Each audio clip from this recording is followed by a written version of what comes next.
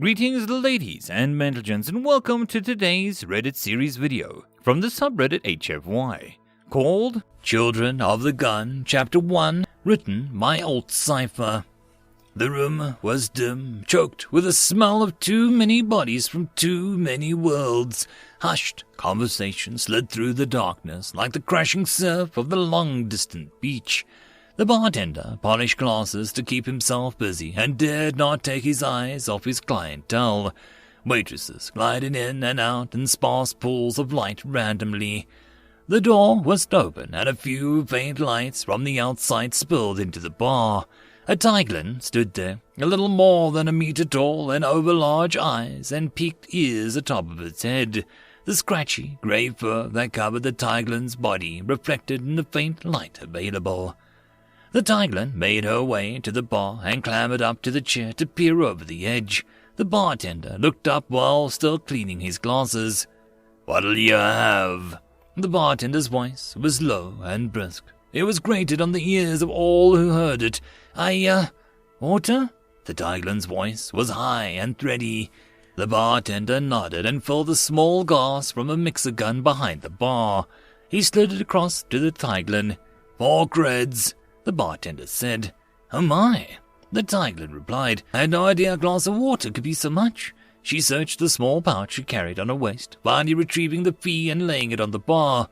"Well," the bartender said, "it ain't some backwater mudbull. Costs money here." He scooped up the money and dropped it into the till. "Do you have a moment?" the tiglin asked. "I suppose," the bartender replied. I was told this is where to come to hire someone," she said. The tiglin stared at the polished wooden bar as she spoke. "Depends on what kind of someone you're looking to hire," the bartender said. I don't know exactly. I need a fighter, I suppose. Someone who can fight," the tiglin said, nodding to herself before looking back at the bartender. "Lots of different kinds of fighting," the bartender said. "You're looking for an army. We ain't the best place for it." "No, not a whole army. We couldn't afford it. Just a few fighters to help my people protect us." "Maybe you should go see the feds," the bartender said. "They got soldiers and they like saving fuzzy little aliens." "That's just it. I've already spoken to them and they can't help me. Or they don't want to help me. I wasn't very clear on the details. But no matter, they will not be coming. They are leaving my people defenseless," the tiglin said. "When I asked what I should do, they said come down here and ask."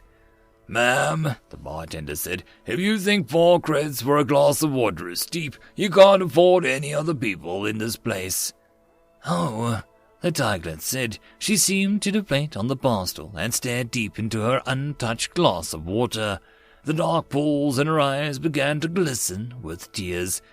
The bartender sighed and said, "You can ask them, though." The tiglin nodded and took a sip of her water. She climbed down from her bar stool and toddled over to the table where 3 large beings. She cleared her throat, and the largest looked down at her. He had a mean glare amongst the face full of scars. His pallid skin rippled with the undercurrent of dozens of muscles. "Yeah," the alien said, glaring down at the tiglin. Yes, she said. "I'm looking for fighters." "You got money?" Yes, we have money," the tiglin said. "How much?" "Well, I'd rather not get into it in public, but it's everything we have." "What's the job?" The tiglin's face broke open in a broad smile, then eclipsed even her large eyes. "Radara. We live on Radara. It's in the Haluak sector. We're having some troubles with a number of Lepaks." 75 plus expensive," the alien said. I'm sorry, what's that?" 75,000 to travel out to your little crap-hole of a world and kill those jerks that are bothering you," the alien said. "Oh my," Tiglin said. "I had no idea it would be so much." The alien turned his attention back to his tablemates and ignored the tiglin. She paused for a moment, hoping that he would turn back and that one of the other beings seated at the table would notice her, but she seemed to have turned invisible to them. The tiglin walked to the next table. Just as she opened her mouth to speak, the multi-armed robot turned to her and said, 65 plus expenses. The tigerlin looked into the expressionless face and closed her mouth without saying anything and moved on. 2 more tables and 2 more rejections later, she came to a small table at the rear of the bar. A fat man sat hunched over his drink. His greasy fingers stroked the outside of a sweaty glass. A hunk of oily hair hung over his forehead as he watched the tigerlin approach. "You know," the fat man said, "I've watched you get turned down by every merc in this bar, and you just keep going." The tigerlin smiled a sad little smile. "I have to," she said. "My people need help, and I've been sent to find it." "Is that so? Well, you ain't got the money to afford even 1 merc, and it sounds like you need a whole army. So, what kind of help do you think you'll be getting exactly?" I don't know," she said, "but I must try. The Lepacs are terrible enemies, and my people are in danger. I'll do everything I can to help them." "Uh-huh," the fat man said. "You heard how much the good merc costs. Why don't you tell me how much you got?" "We, 14,300, she said, her head hanging low as she admitted it. 14? The fat man laughed as she asked. "Oh, man, I thought you were a little short. I didn't know you barely made a quarter. Yeah, for 14 you might be able to pick up a decent gun or 2, but no one to carry it." The tigerlin's shoulders slumped, with a tiny whimper escaping her. She shook her head left to right and let the tears flow. She said, "What am I going to do?" The fat man sat back at his seat and looked her up and down. "Well, you know there's other ways to pay the bill than just money." The tigerlin looked up and said, "Like what?" "What do you got?" "We have a harvest coming up in 3 months," she said. "The Pulkalanadari makes a wonderful brew from the Wakala root. Several of our village ladies create the most wonderful rope works. Mikani Fulali plays with the gushta beautifully." The fat man stared at her for a moment before answering.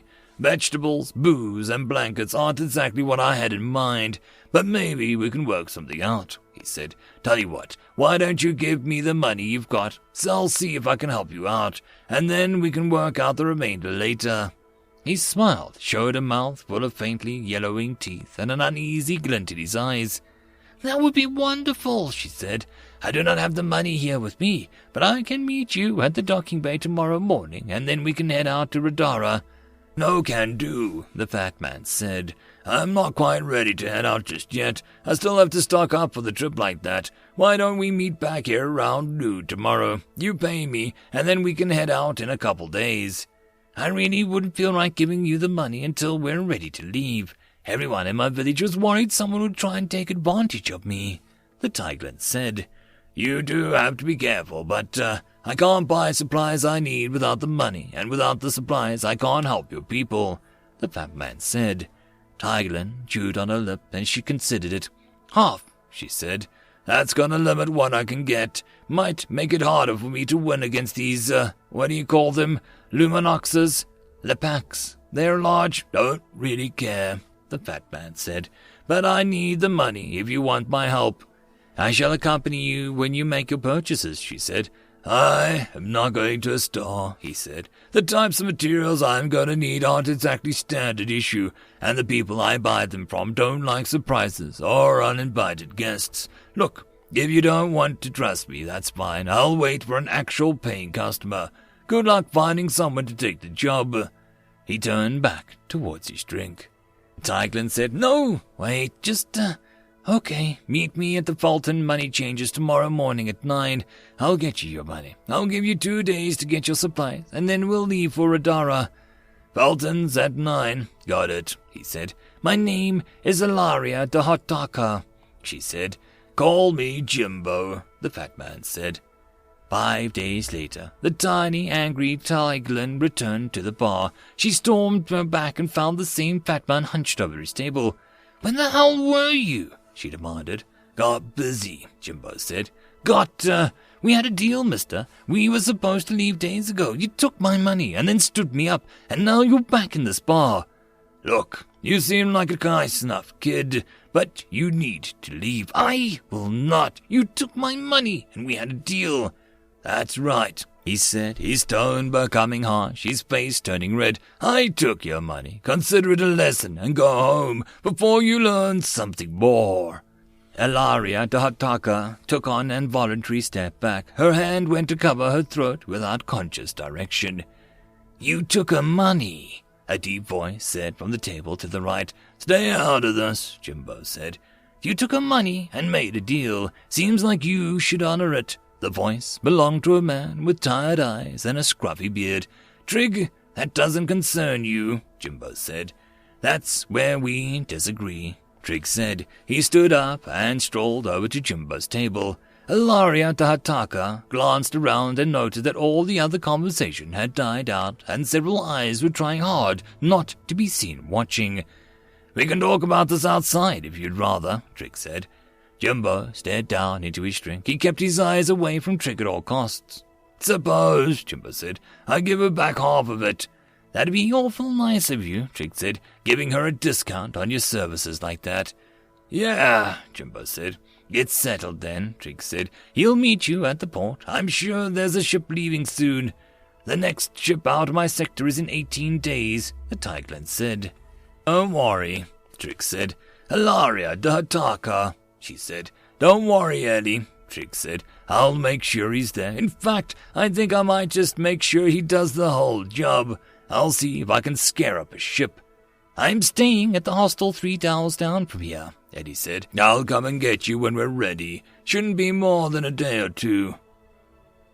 End of chapter. Children of the Gun, Chapter 2, written by Cypher. Clanging and crashing and cursing echoed around the Great Bay as pilots and mechanics tended their ships. Metal tools had made pitching pings when they hit the bare concrete floor. Hammers struck the more resistant parts loose and wrenches squealed bolts loose. The air was thick with the smell of sweat and grease and fuel and oil. Trig found the mid-sized ship crouched in the unremarkable alcove. He saw 2 humanoid feet sticking out from underneath it. Trig squatted down and said, "Lee, ain't you got this bucket fixed yet?" Lee lifted her head from the dolly, her black hair spiraling out of the bandana she tied around it. "Fixed? Hell, this is upgrading. Got a new uptake manifold that's supposed to be 30% more efficient," she said. "Slide out of there. I got a job. Well, more of a favor, I suppose," Trig said. Lee wheeled her dolly out from under the ship and stood up, her head not quite making it to Trig's chin. "A favor? Your favors always end up costing me money," she said. "Jumbo tried to scam a Tigeland, and I'm going to ride shotgun with him to make sure he holds up his end of the deal," Trig said. "What's the pay?" "None," Trig said. "Of course it is," Lee said. "See, let me guess, you need a ride somewhere. And then some. Might need a backup on the job," Trig said. "This just gets better and better," Lee said. "You know I'll have to ask Cal, right?" "How is Callahan?"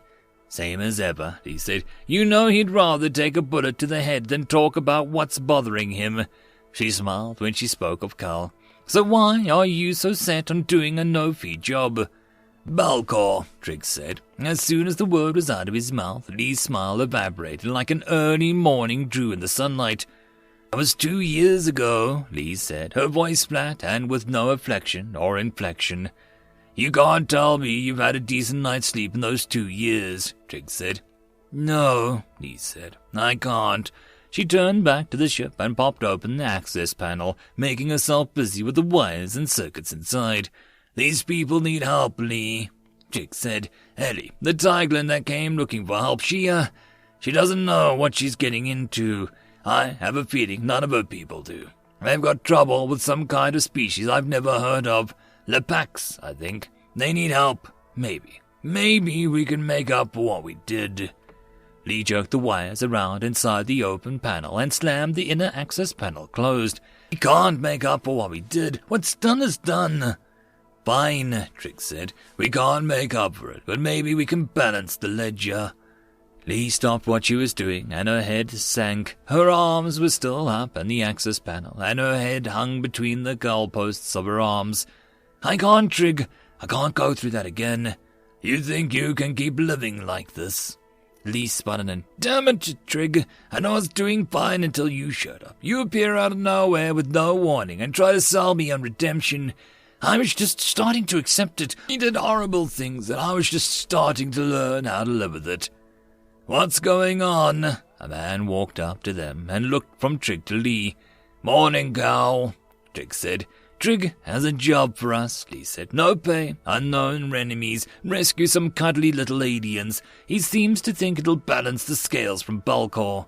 She tossed down her tools and stormed off towards the boarding ramp. Cal turned to Trig. She still has nightmares, you know, he said. Not much as she used to, but she still wakes up screaming and shaking once a week or so. I'm sorry, Trig said, but I think this job might help her clear her conscience. I'll talk to her, Cal said. Come back tomorrow morning and we'll see what we can do. Thanks, Cal, Trig said. You should know that I'm going to ask Diego, too. Seems like he's got much right to forgiveness as any of us. Trig shook Cal's hand and headed off. An hour later, Trig knocked on a dingy door, and he kept glancing over his shoulder into the grimy, dim alley that he'd had to traverse to make it here. The vagrant at the other end of the alley stared at him in a way that made him uneasy. The door opened, and on the other side was a squat man with a fat gun. It took the man a moment to recognize him, but then he said, Oh, it's you. The man lowered the gun and walked away from the door, but left it open for Trig. Trig walked into the hovel and saw dishes stacked in the sink, books and boxes heaped over every flat surface, unknown stains dotting the worn carpet, and the faint smell of animal waste floating on the air. He steeled himself as he entered, closing the door behind him. How are you doing, Diego? Trig asked, looking at the disaster that was Diego's apartment. I'm living, Diego said, flopping down into the uncluttered chair. The lumps of the chair made it clear that it was his favorite and only place to sit. He made no move to clear an area for Trig. Are you? Trig said. I've got a job and thought you might be interested. What kind of job? A Tiglin wandered into Molly's place and Jimbo tried to scam her. Took her money but had no plans on carrying it out. I'm going to go along and make sure he fulfills the contract. Thought you might want to get out of the house for a bit. Diego looked around the apartment. I'm retired, he said. Trig squatted down on his haunches and stared into Diego's eyes. We got a chance to do something good this time, D. You aren't retired. You're depressed. Balcor hurt us all. Come with me. I've talked with Lee and Cal. How'd Lee take it? About as good as you'd expect, Trig said. Don't know what we're going up against, and I need you covering my back on this one. Diego said, I'm broken down old man now, Trig. I got no business being out on a job and certainly no business covering a man's back. I'm sure you can find a young gun to do the job. Diego, you're about the only man I've ever really trusted. If I was looking for a shooter, I can hire them by the dozen. But I'm looking for a man that won't give me cause to worry about waking up with my throat slit. Diego looked down at his hands. He picked dirt from one of his fingernails. Trig, I ain't shot a gun in over a year. I don't know if I can anymore. You won't have a cause to worry about me slitting your throat, but you might have to cause to worry that I won't get the job when the time comes. D, even if that's true, even if you never fire a shot, you're still my friend, and I want you with me, Trig said. He looked around the apartment and said, Besides, doesn't look like you'll miss much while you're gone. No, I suppose I won't, Diego said. He looked up from his hands. Does this mean that you'll come with me? Hell, Trig, I ain't got that many friends, even less from the old days, so I guess when the one shows up asking for my help, I gotta answer his call. I appreciate that, D, Trig said. I'll come pick you up tomorrow morning. We'll have breakfast and then go see Cal and Lee. Make sure you pack all your gear. We don't want Beatrice getting lonely. Diego shook his head and said, I don't know why I still listen to you. Because you want to hope again, Trig said. Diego smiled, faintly, but a smile nonetheless. Is that what it is? I thought I was just too damn dumb to say no. He stuck his hand out, and Trig shook it. And that, my friends, concludes this dose of science fiction fun. I hope that you enjoyed. And if you did, please don't forget to support the author from the link down below. But if you want to support this channel, there are links as well down below for you to help with. But the easiest way would be to share this video. And if you are so inclined, subscribe as well. I will see you all in the next episode, and I hope that you all have a fantastic time until then. Cheers.